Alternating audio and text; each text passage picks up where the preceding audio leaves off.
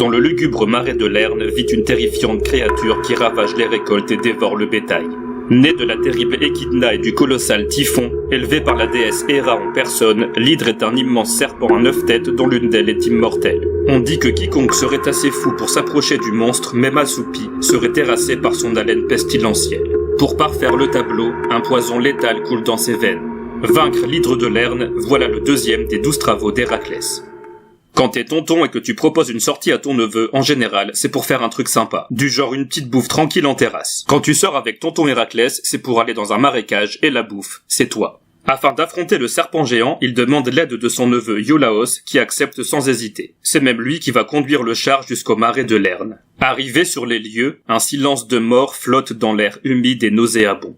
Après avoir erré dans la fange à la recherche de l'hydre, Héraclès finit par apercevoir des ossements à l'entrée d'une caverne. Il s'empare alors de son arc et envoie des flèches enflammées dans l'antre du monstre. Le temps qu'Héraclès s'empare de son glaive, le serpent géant a déjà sorti ses 9 têtes de la caverne et se prépare déjà à les attaquer. Le combat est rude et épuisant. Héraclès doit retenir son souffle à chaque fois qu'il s'approche d'une des gueules de l'hydre, sinon c'est la mort assurée. Et dès qu'il coupe une tête de la bête, deux se mettent à repousser. Il faut rapidement trouver une solution avant d'être complètement débordé. Une idée surgit alors dans l'esprit d'Iolaos. Il se rue dans la forêt voisine et revient avec d'épaisses branches qu'il se met à enflammer. Au fur et à mesure qu'Héraclès tranche les têtes de l'hydre, Iolaos brûle aussitôt les plaies béantes avec le bois incandescent. Des blessures ainsi cautérisées, aucune tête ne repousse. Voyant l'hydre en mauvaise posture, Héra envoie un énorme crabe s'attaquer à Héraclès.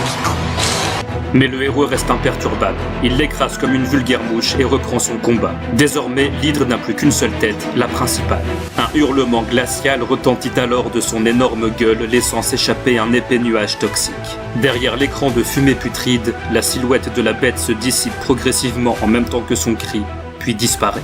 Malgré leur épuisement, les deux héros s'efforcent de rester sur le qui-vive.